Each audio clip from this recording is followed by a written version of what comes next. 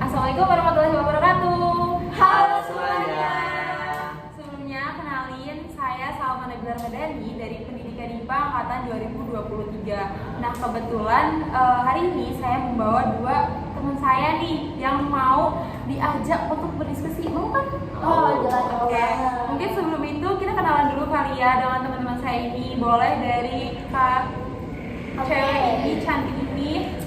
Oke, halo semuanya. Perkenalkan, nama saya Melian Dindiani dari Angkatan 23. Selanjutnya boleh? Saya. Iya. Halo, perkenalkan nama saya Rizky Ginansyah atau bisa dibilang Kak Ginan Kajos dong. Kajos. Boleh. Oh, Jos panggilnya. Ya, saya dari IPA 2023. Oke. Jadi dipanggilnya siapa nih maunya? Ya bebas, mau Kak Rizky, mau Ginan, mau Jos, boleh. Banyak namanya ya guys ya. Ya udahlah, kita ngalir aja nanti. Nah, kebetulan di sini kita tuh mau ngebahas bagaimana sih pengalaman-pengalaman mereka berdua terkait dengan proses pembelajaran yang udah terlewati berapa tahun sih ini? 12 tahun. Lama banget. Sampai sekarang SD. udah semester berapa sekarang? Semester OTW 4 dong. Udah makin besar, udah makin dewasa, pasti udah pengalamannya banyak banget nih kayaknya nih ya.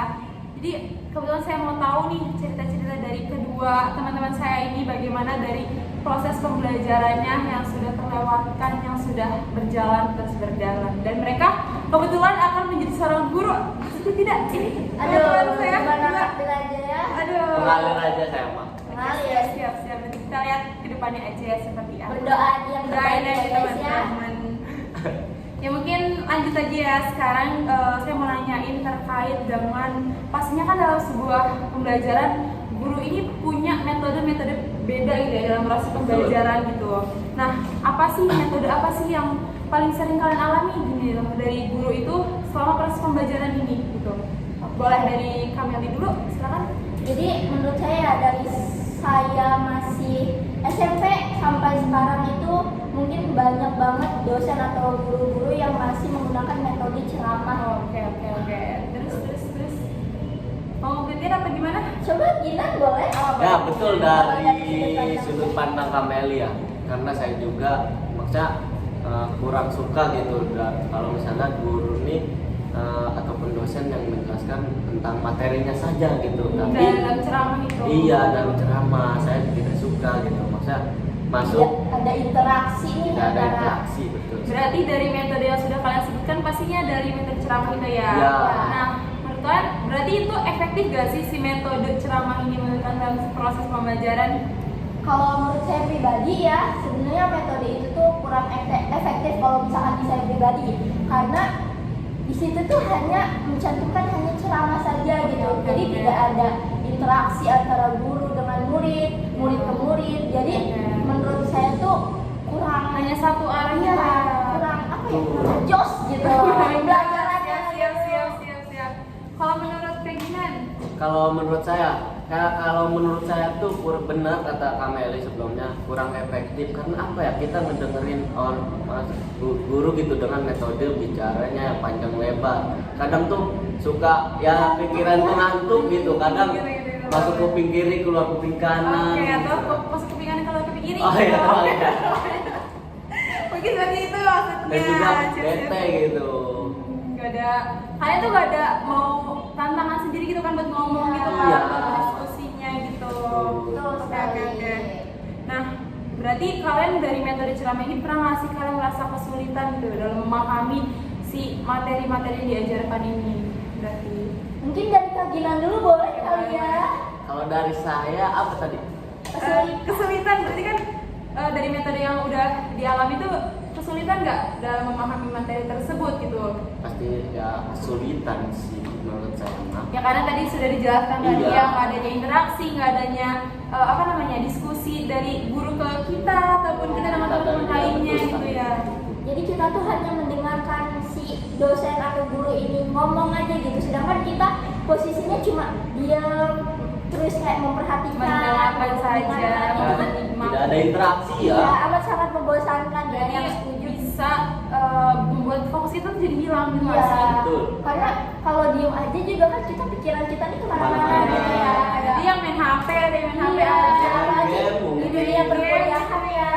Di dunia perkuliahan kan HP diwajarkan untuk memakai gitu. Jadi Oke, kayak oke. kalau misalkan seorang dosen hanya menggunakan metode ceramah aja tuh kemungkinan besar banyak banget mahasiswa-mahasiswanya itu yang tidak fokus malah bermain HP. Karena saya juga seperti Bagian itu. dari itu. Pengalaman gitu. Iya. Ya ampun teman-teman saya di sini ini juga astagfirullah. Mungkin teman-teman di sini tidak harus mencontohkan. Iya, jangan Kan, dicontoh. pengalaman aja ini Maya, pengalaman dari pengalaman yang Itu sudah pengalaman terlewati. dulu, ya. Kemudian lebih baik lagi ya teman-teman Nah, saya di sini iya. untuk mengikuti proses pembelajarannya. Nah, kalau misal Oke, mungkin selanjutnya kan selain adanya metode ceramah yang sudah kalian sebutin tadi gitu loh, Ya. pasti kan ada banyaknya metode-metode lain yang bisa guru terangkan gitu loh, bisa guru terapkan dalam proses pembelajaran. Nah, contohnya kita ambil dalam metode diskusi ataupun Wah. kerja kelompok. Nah, kalian kan pasti sudah berpengalaman juga tuh dengan adanya Pasti ya, pasti. guru juga sudah menyuruh kalian untuk seperti itu gitu. Nah, menurut kalian gimana sih dengan metode diskusi ataupun kerja kelompok seperti itu? Kayak dari saya pribadi ya, Family. itu lebih efisien. Oke, kenapa tuh? Karena apa ya, dengan metode ceramah, dengan metode diskusi ini nih, Ada kerja kelompok? ya kerja kelompok ini, jadi kita tuh ada interaksi gitu loh antara guru dengan murid, murid dengan murid, jadi mereka saling share satu sama lain. Oke. Terus kalau boleh? Kalau dari saya ya, pengalaman saya benar kata Kameli. Apa sih tadi yang metode berdiskusi ini sangat efektif menurut saya. Kenapa? Karena selain kita komunikasi, kita juga saling bertukar pikiran. Kolaborasi tentunya pasti ya, di situ dimainkan peran kita tuh. Terus juga punya argumen yang emang bisa satu pemikiran gitu. Kayak kita diskusi dulu gitu ya. Nah, berarti betul. Kita mencari masalah dari Masalah. mencari solusi. Iya, Betul. Dari sebuah masalah. dari sebuah Dari masalah solusi. itu. Iya ya. Terus mungkin yang udah kalian sebutin dari adanya interaksi sama kolaborasi tuh, pasti kan selain itu ada lagi nih dari kerja kelompok atau diskusi itu. Ada apa sih? Coba boleh dilanjutin. Ya, izin melanjutkan lagi ya dari pernyataan Dinan tadi. Menurut saya kayak di dalam berdiskusi atau kerja kelompok itu kan pasti nggak hanya satu orang atau dua orang kan, pasti itu banyak banget orang-orang yang bakalnya nanti berkontribusi nih dalam pembelajaran ini gitu. Dan dari banyaknya orang ini pasti punya pemikiran-pemikiran dan argumentasi yang berbeda otomatis. Jadi gimana tuh? Jadi dengan adanya argumentasi yang berbeda itu kita tuh bisa memunculkan ide-ide baru gitu, ide-ide yang dari orang ini nih, misal dari Dina memunculkan ide ini gitu. Pendapat-pendapat Ya, lain gitu ya. Pendapat lain. Jadi dengan adanya ide-ide itu nanti kita tuh bisa mengumpulkan ide-ide itu dan dijadikan Satu pemikiran. ide, ya, satu pemikiran yang sama yang bisa diterima oleh satu kelompok itu. Ya, berarti kurang lebih si kerja sama-sama interaksi diskusi ini sangat efektif ya sih menurut kalian? Efektif banget menurut saya dibanding dengan metode ceramah Yang tadi. bisa terapi itu ya. Oke, siap. Nah, lagi apa cukup? Cukup. Oke, terima kasih. Terus selain itu kan tadi kalian udah nyebutin kayak kelebihan gitu loh, ada benefit dari sebuah diskusi atau kerjasama ini. Tapi kan sebuah metode pastinya ada tantangan nih, ada tantangan dari si metode ini, metode diskusi ataupun si kerjasama ini. Boleh nggak sih kalian ceritain si tantangan ini yang selama kalian alami gitu loh dari diskusi ini? Boleh siapa dulu? Silakan. Boleh aku dulu Dinan. Jadi tantangan itu sebenarnya banyak banget ya menurut saya, apalagi dalam berkelompok seperti ini gitu.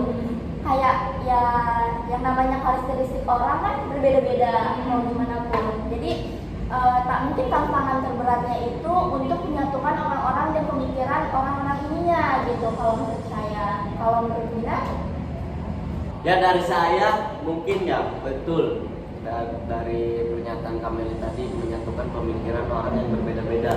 Nah kalau menurut saya rasa malas juga bisa. Ya nggak sih? Ya boleh. Iya. Rasa malas juga bisa loh. Menghambat pekerjaan dari pekerjaan mereka dari ini. jadi pekerjaan dari kelompok ini gitu. Berarti ada salah satu teman malas-malasan Betul, gitu ada. ya. Ada Ada juga yang lama sores gitu segala Ya. macam. menghilang itu suka Oh my tiba-tiba. God. Tiba-tiba muncul pas udah kelar. Oh, gitu. gitu biasanya gitu berarti. Biasanya. Pengalaman Jadi- seperti itu. Jadi itu tantangan terbesarnya sebenarnya, Oke. tantangan terberat gitu yang ada di dalam suatu metode berdiskusi itu menurut saya pribadi. Nah, dari yang udah kalian sebut ini, dari orangnya, dari segala macam, gimana sih cara nanganin dari permasalahan tersebut dan tantangan tersebut gitu? Oke, Gina, silakan.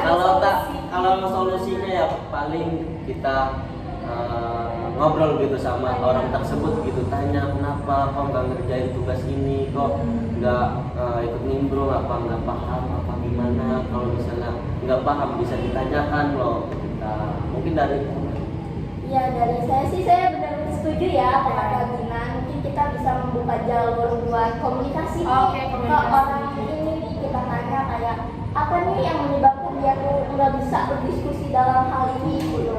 Kan banyak ya pasti alasan orang-orang, mungkin ada yang nggak ngerti Ya, karena pribadinya. iya karena dari pribadi orang-orang juga apa yang saya dengar dari cerita orang-orang juga kayak ini orang ini nggak berdiskusi tuh gara-gara dia tuh nggak mengerti gitu. banyak. Jadi mungkin kita bisa nanya dulu ya gimana ya ke orangnya kayak gimana sih gue ini harus apa, gue ini harus ngebantuin lo apa gimana gitu. Tapi ditanyanya dengan cara yang mungkin baik-baik gitu. kepala dingin gitu. Oke, siap.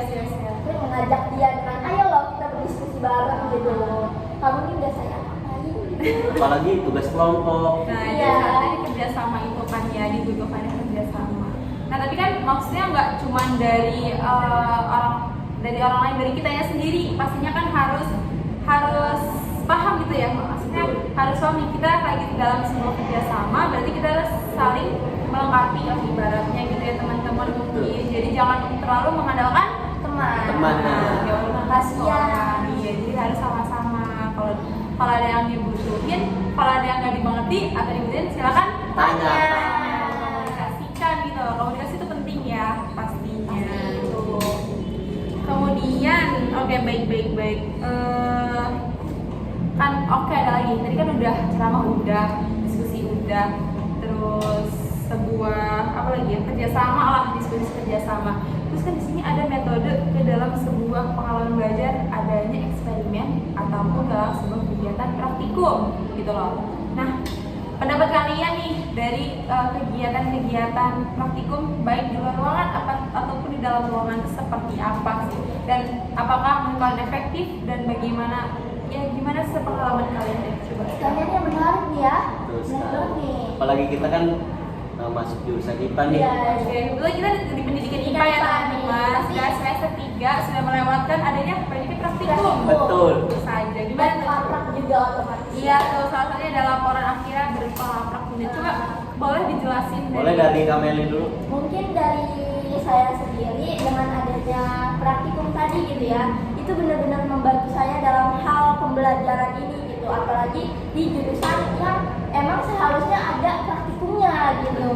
Karena apa ya, kita tuh tidak hanya mendengarkan teori saja, betul kan?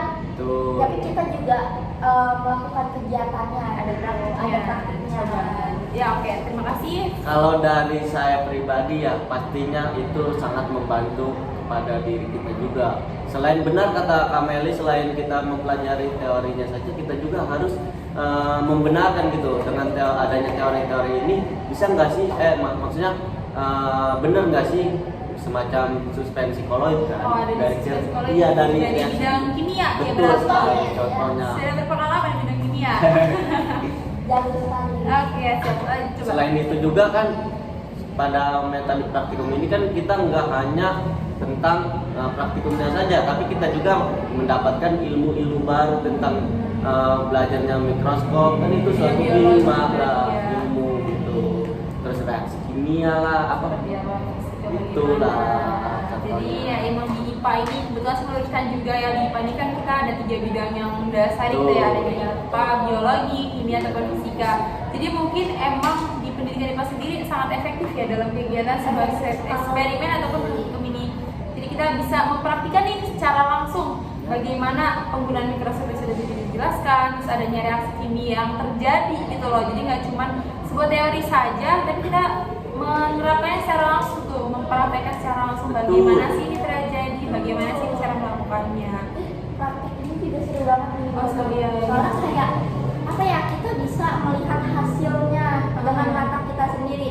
Misal di SFHT ya, struktur fungsi hewan dan tumbuhan, kita tuh kayak punya teori sendiri mengenai itu, kayak di dalam hewan ini nih ada jaringan ini, jaringan ini, jaringan ini. Nah, dengan adanya praktikum ini kita nih bisa melihat secara langsung gitu loh. Visualisasinya Iya. mereka seperti ini gitu loh. Dapat banget itu, dan itu juga pastinya apa ya, kita lakukannya juga dengan suatu arahan dong. Tentu saja pastinya. Tentu saja. Dan sebuah kalian juga sudah apa ya deh mempelajari itu kan sebelumnya. Betul, kan harus mempelajari ya ya, sebelum belajar terlebih praktikum dahulu. itu. Setelah adanya praktikum, kalian bisa menerapkan ini. Oh, seperti ini, seperti ini, seperti ini. Mungkin berarti efektif ya, sangat efektif dengan adanya kegiatan praktikum. Betul. Praktik. Betul. Oke, oke, oke. Terus juga kan tadi sebuah kegiatan-kegiatan lagi ada nih kegiatan sebuah game on activity gitu ya. Game on activity ini kan sebuah pembelajaran yang sebuah ada permainan lah, Ya, permainan baik pembelajaran dalam tersebut. iya yang dimanfaatkan contohnya dalam sebuah teknologi seperti kalian pasti di SMP ataupun di SMA kan dulu pernah COVID ya, kebetulan itu angkatan COVID juga kan Angkatan sebentar COVID lagi kita. COVID. Ya, jadi pembelajaran teknologinya sangat amat bukan maksudnya kurang, terus kita sangat dimainkan di teknologi itu gitu loh dengan aplikasi-aplikasi, contohnya seperti yang masih ada di Google Classroom ya kan, pasti kalian juga pernah merasakan Merasakan juga. kita juga. Iya, terus adanya game sebuah Kahoot ataupun Iya. quizzes. Betul Pasti sekali. juga asik kan dari kalian nih. Pasti pernah mengalami pengalaman-pengalaman itu lah si Kahoot ataupun si quizzes. Nah, menurut kalian dalam sebuah pembelajaran ada game on activity itu gimana sih? Efektif nggak sih? Coba ceritain pengalaman kalian, terus tantangannya seperti apa? Tantangan dulu kali ya, Boleh, kali boleh. ya. Boleh, Soalnya boleh. seperti yang sudah disinggung tadi mengenai COVID ya, kita nih generasi COVID gitu, itu banyak banget tantangan-tantangan yang harus dilalui gitu, mulai dari apalagi kita punya COVID itu SMP ya, Iya. SMP di Pergantian SMA lah ya kan? yang mungkin teknologi juga belum terlalu memadai, maksud saya tuh apa ya, belum mengerti gitu loh tentang teknologi, belum terlalu secanggih sekarang gitu. Jadi tantangannya tuh mungkin di penggunaan teknologi itu loh yang saya mungkin gak ngerti gitu, itu caranya gimana. Sayang seperti itu ya dengan Iya. teknologi itu.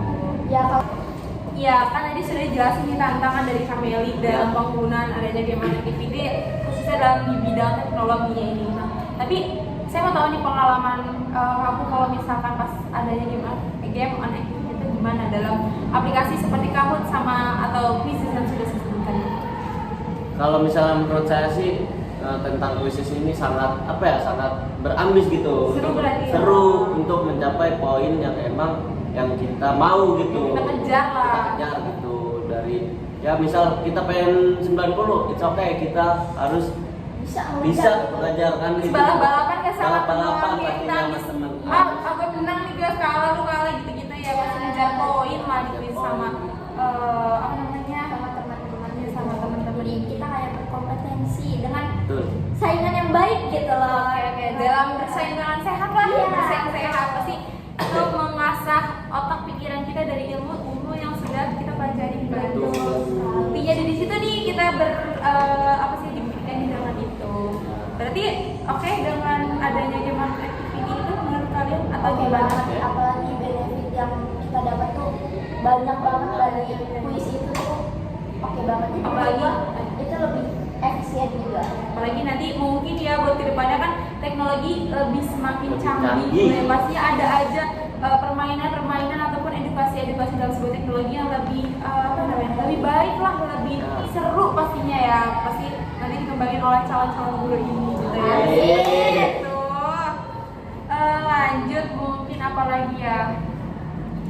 Kan tadi berarti adanya game on activity pas sebuah revisualisasi, sebuah media pembelajaran, ya kan? Betul. Pastinya kalau misalkan balik lagi ke metode ceramah itu cuman hanya mendengarkan saja, tidak adanya sebuah visualisasi, tidak adanya sebuah misalkan video, audio ataupun sebuah gambar. Nah, menurut kalian kalau misalkan adanya visualisasi itu penting gak sih gitu? Penting si banget. media pembelajaran ini penting nggak sih dalam sebuah proses pembelajaran? Coba boleh jelasin. Silakan. Siapa? Dari Kameli dulu. Oh, dari aku. Oke. Kalau menurut saya pribadi ya, Membantu nggak sih memahami materi-materi yang dijelaskan sama guru itu?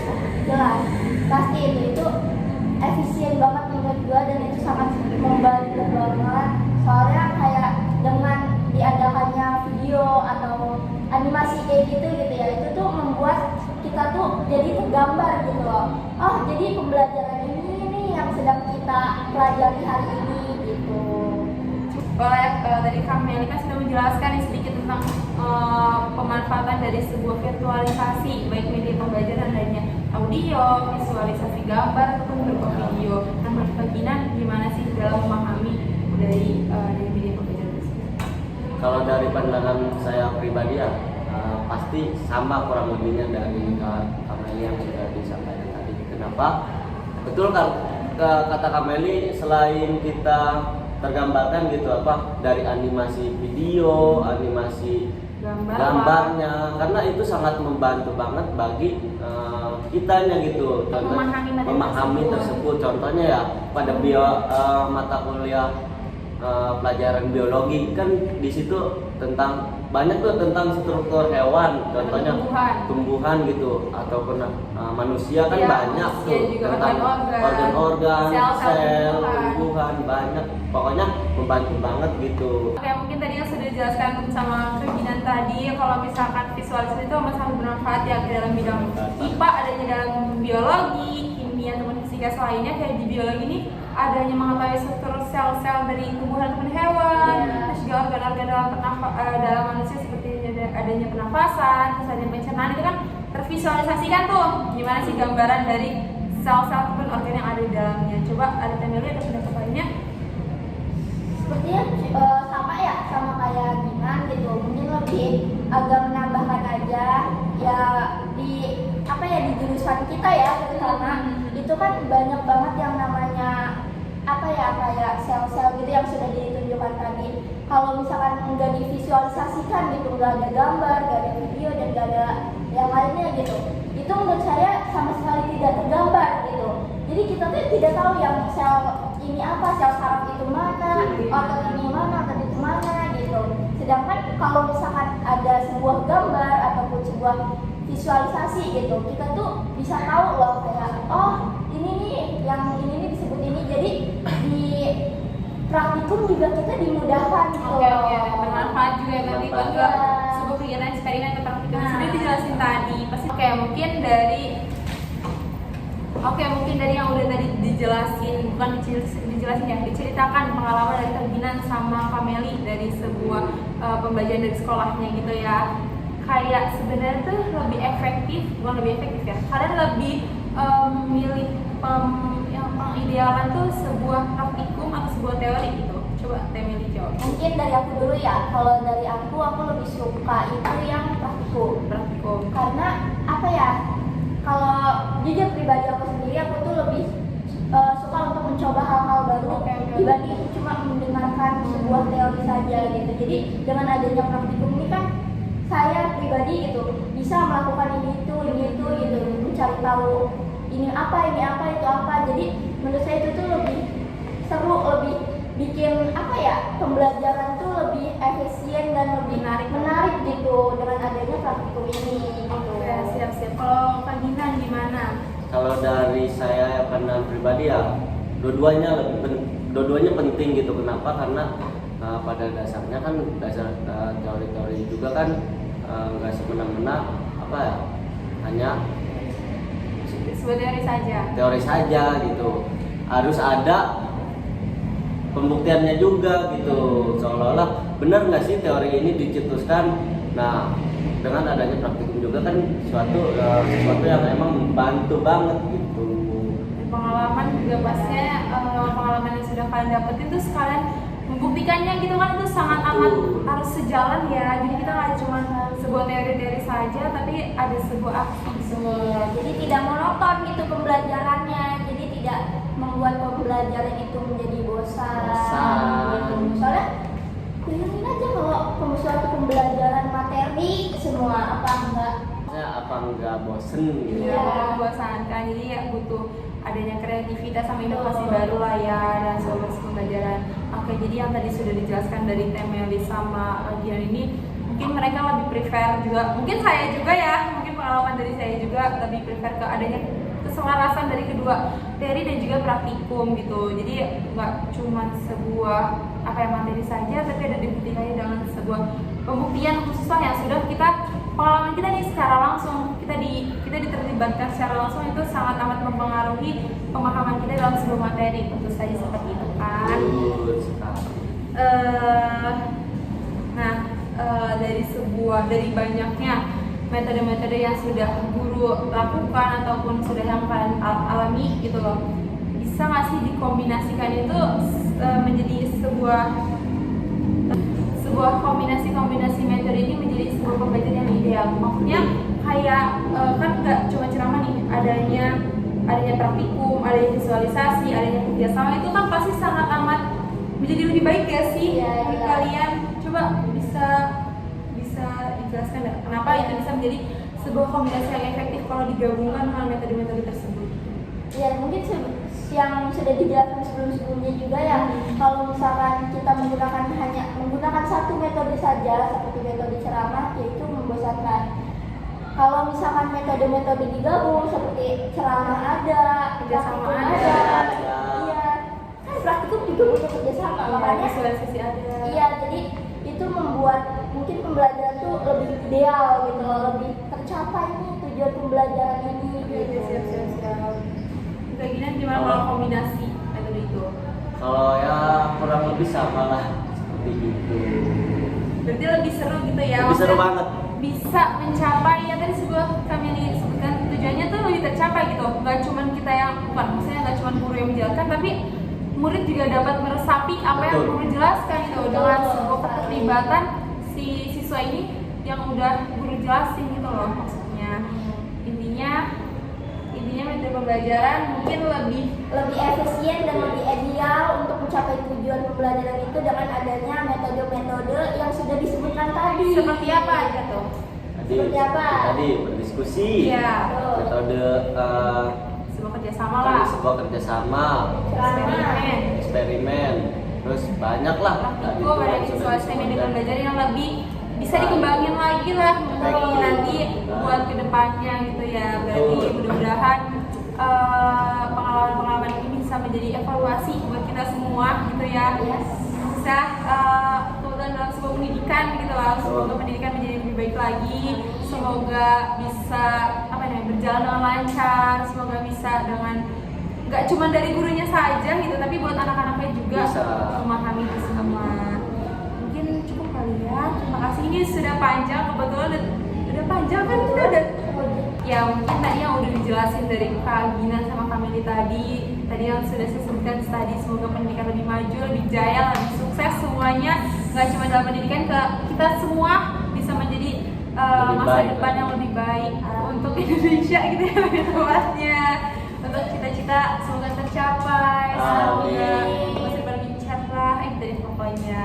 Mungkin terima kasih ya, ini sudah panjang sekali kayaknya kita berbincang-bincang, itu seru gak sih? Seru banget.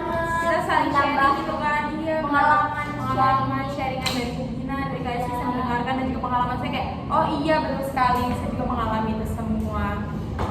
Mungkin terima kasih buat kita cukupkan saja. Oke.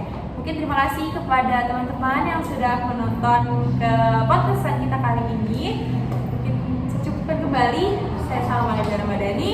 Saya Rizky Ginansa. Saya Melianti Triani. Pamit undur diri.